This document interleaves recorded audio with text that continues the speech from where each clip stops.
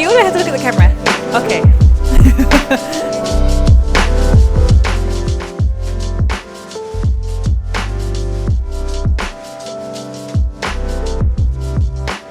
It's about taking care of yourself, putting yourself first in front of others' needs and everything like that. While confidence is something that you emanate, that you show out of yourself, how you feel good about yourself and you're ready to show it to the world, I think. Menurut aku self-love itu adalah bagaimana kita menghargai diri sendiri. Tapi seringkali remaja zaman sekarang tuh berpikir bahwa mencintai diri sendiri adalah egois karena nggak mikir orang lain. Tapi menurut aku yang aku dapat poinnya adalah self-love itu adalah bagaimana kita tahu akan diri kita, menghargai, menghormati diri kita dan ngertiin diri kita, batas diri kita sampai mana. Dan self confidence itu penting banget karena kita hidup bersosialisasi, gimana kita mau menghargai orang lain kalau kita nggak bisa hargain diri kita sendiri dulu. Self love itu buat saya adalah bagaimana kita bisa menghargai diri kita sendiri. Dan kemudian kalau kita bisa menghargai diri kita sendiri, nanti orang lain juga bisa menghargai kita. Dan bagaimana juga kita bisa meraih kebahagiaan untuk diri kita. Jadi kita bisa buat orang lain bahagia. Tahu how to put myself first dari orang lain. Something that we have to embrace, yeah. Something that we have to like show, and it is always been in us dari dulu. Dan menurut aku, it is important thing for people to be aware. Karena kayak banyak banget orang yang masih insecure dan masih kayak ngerasa kayak oh I'm not worthy, there's so many people say that, apalagi dengan adanya insecurity. So mungkin self love and self confidence itu adalah salah satu kepentingan kita. Self love and confidence for me is so much about acknowledging and appreciating what we already have, the existing things that we have, the existing values that we have, the things that we like about ourselves. And on the one hand, it's kind of acknowledging and appreciating that, and at the other hand, it's blocking out everyone else who thinks otherwise. So it's really focusing on what we mean to ourselves as opposed to what we mean for other people. It is very important, apalagi sebagai aku ibu rumah tangga yang punya ambisi, punya keinginan, punya banyak aktivitas. I need to define it. Manusia itu pada hakikatnya memang diciptakan beragam dengan segala macam kelebihan dan kekurangan kita. Nah, untuk saya sih self love dan confidence itu harus dibangun dari situ. Kita berangkat dari bahwa kita itu berbeda-beda. Jadi tidak usah kita merasa ketika kita merasa berbeda membuat kita menjadi tidak percaya diri. Ketika kita merasa ada kekurangan membuat kita menjadi tidak percaya diri. Padahal sebenarnya kita memang pasti akan punya kelebihan dan punya kekurangan. Makanya menurut saya self love dan confidence itu harus dibangun dari situ, menyadari apa kelebihan kita dan apa kekurangan kita. Kemudian kita tidak menjadikan kelebihan sebagai sesuatu yang membuat kita sombong, arogan, dan tidak membuat kekurangan juga sebagai alasan untuk kita tidak berpartisipasi. Jadi menurut saya menyadari dulu apakah kita punya kelebihan apa, kekurangan apa. Masuk akal nggak? Self love confidence itu penting ya untuk menjalani kehidupan sehari-hari karena itu membuat kita sadar akan kemampuan kita, terus supaya kita lebih bisa percaya diri dengan apa yang kita punya, dalam melakukan hal kita lebih percaya diri. Self love juga bisa membantu kita menjalani hidup tanpa beban, bisa lebih bahagia lahir batin. Okay, I think biggest goal and dream in life. For me, the goal and dream changes a lot throughout the stages. Ooh, that's hard. To be at this age right now, there's sort of a list of what I wanted to happen when I was in my 20s and when I was in my 30s. When I hit 40, it was like I felt I have achieved a lot of things, but at the same time, I felt like I have not done enough. Nowadays, my work draws more into how I can empower other people, how I can help other people achieve what they want to do. I want to do something for other people. Just want to do something for my family. I want to make my children proud. I want to make my wife proud. My biggest dream in life is leaving a legacy for me with my work and my family. My biggest goal at my age now, 33, working as an actor, but also recently married. My biggest goal is to try and find that perfect balance so that I, as a woman, can be a big part of the family life that I will create, but also not lose myself and still have my passion and my work. And I think that's something that a lot of women feel that they have to compromise on either of those two things. But my goal is to try and attain like a perfect balance so I can do both of them.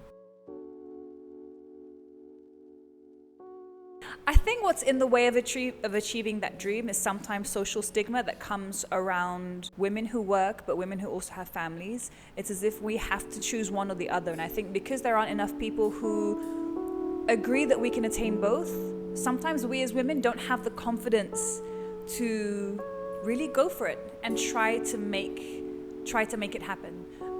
Apart from that, I think support systems are extremely important.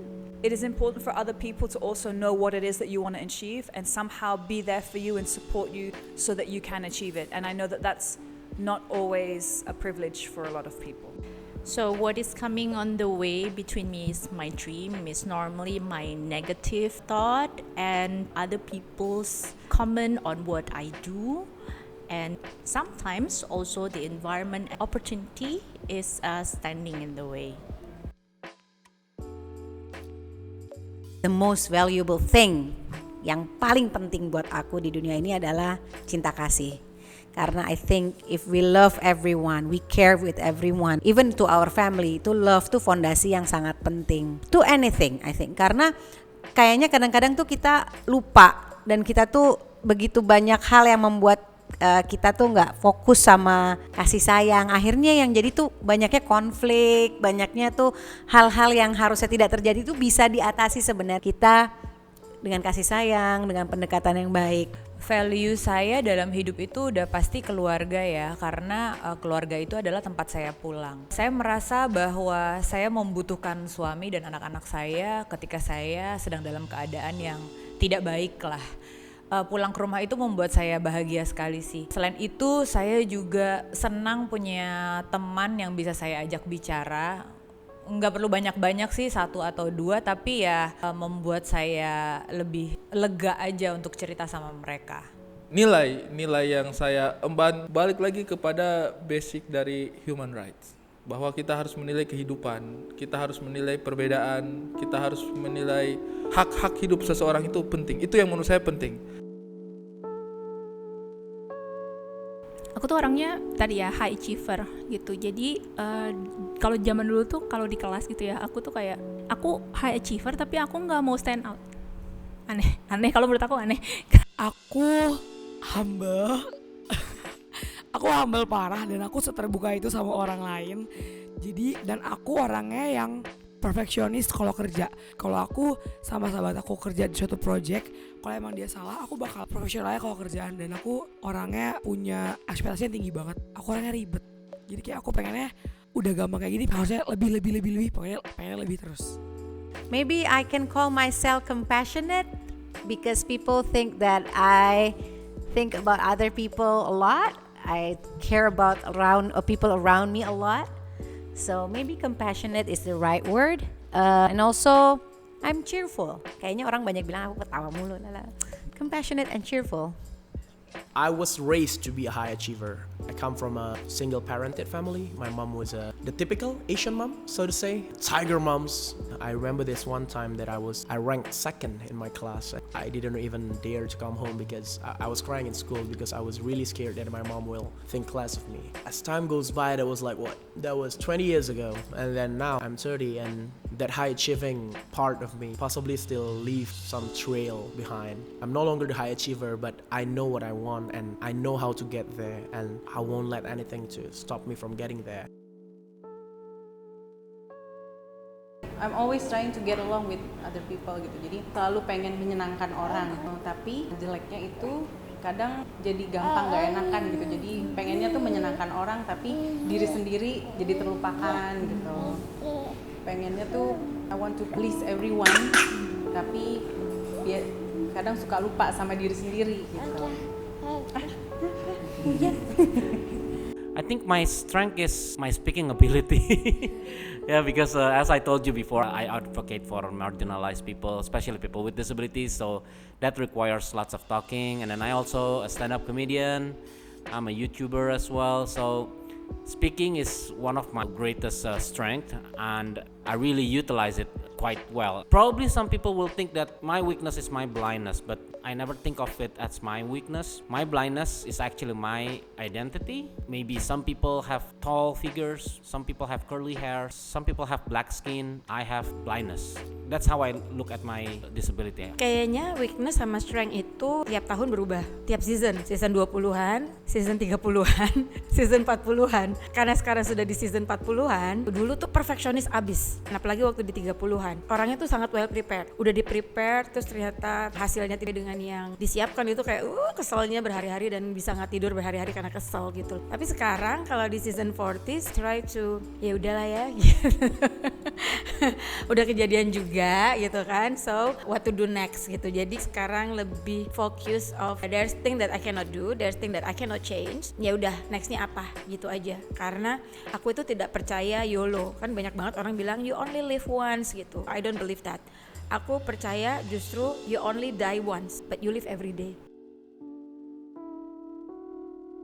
This is kind of strange because in every part of the age that you have, you're going to have those feeling of contentment. You're going to have those feelings of still unsatisfaction about yourself. I just got into my 40th, and before that I feel like I accomplished something. Aku udah mencapai apa yang aku mau gitu. And then when I hit 40, I started to think, what else? After this, what else? Karena sebelumnya ketika masih di umur 20 tuh aku mikir kayak orang-orang yang udah di umur 30, orang-orang yang udah di 40 tuh they know what they want. Mereka udah sukses tuh udah tahu gitu pasti hidupnya mau kemana gitu. Nah ketika aku menginjak usia yang menurut aku harusnya this is a very mature age, kalau buat aku rasanya it's kind of the same. You have a mixed feeling of yes, you are more confident right now. I am more confident when I meet people. I'm more confident in making decisions. I'm more confident in everything.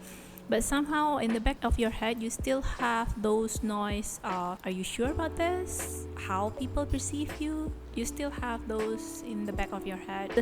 The voice becomes more softer right now. It's not as loud as when you're your 20s, on your 30s. It's not that loud, but it's still there. Somehow I felt more content in terms of because I learned to accept myself and I learned to have gratitude on the small things. Definitely my mindset as a teenager is very different from what I have now. For me, because I was raised in small city, I always think that my options are very limited. But as I grow up, I face a lot of challenges and a lot of opportunities came to me. Then I start realize that my life is limitless, that I can do things much more than I thought that I could, and that gives me a confidence, and since that my mindset is pretty much changed. Kalau dulu tuh aku lebih kayak semena-mena, just like I never love myself. Aku selalu membenci diri aku dan aku selalu kayak kalau aku ngeliat ke kaca kayak aduh kok kayak gini bentukannya aku. I never like appreciate what I have and I never been like that grateful with myself back then, but now I started to like learn to love myself and I grow with it. Plus kayak having this like bipolar makes me even more suffer kan. Jadi kayak when I learn from all of that, mindset aku tuh jadi kayak lebih evolving.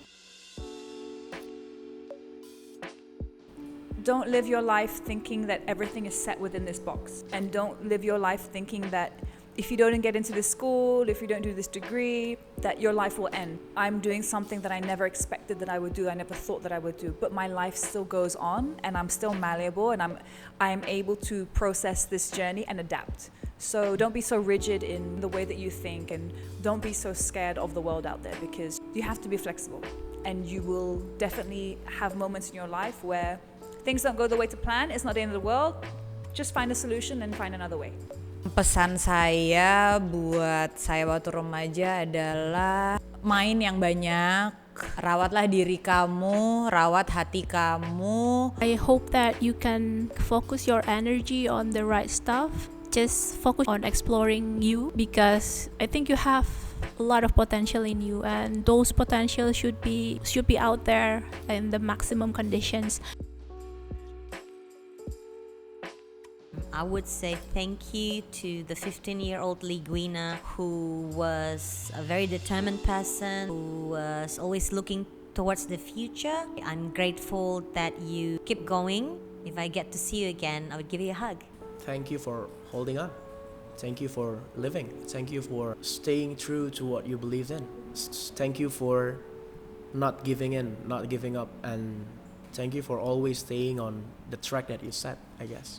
You change your tracks several times, but it's because you want to. It's not because somebody else told you to, but it's because you're sure that it's the way you want to be and you're ready to take consequences. And thank you for being ready to take those consequences. That's the biggest thing I can do for myself. I thank you for not giving up. Thank you for forgiving yourself when you made mistake and learn from your mistake. Dear my 15-year-old Regina, satu hari nanti kamu akan berhenti merokok karena kamu mengandung putra-putri yang sangat kamu cintai. Kamu akan menghabiskan hidupmu bersama seorang sahabat yang paling mengerti siapa dirimu. Bersukacitalah saat ini, nikmati masa remajamu, rawat tubuh dan hatimu. Allah akan selalu menjagamu dan akan mewujudkan semua mimpi-mimpimu. Kamu akan selalu baik-baik saja. Jangan pernah menyerah ya. Love from 38 years old you. You have a bright future ahead, so just keep dreaming and keep pursuing that. Thank you for being a good, respectful girl. Because you could have got into a lot of trouble. Dearest my teenage self, it's been 20 years we've been through so much together, and you have been so strong. Thank you for being who you are and staying true to yourself. Thank you for always trying your hardest even when you feel you're failing. Thank you for not choosing the bad route in life, because honestly there were times when you just wanted to give up and go the other way. Thank you for being kind and respectful toward others, especially your parents. You are still strong and keep going stronger.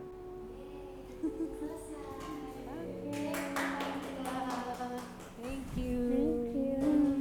Thank you, Avian. Thank you, ngantuk ya.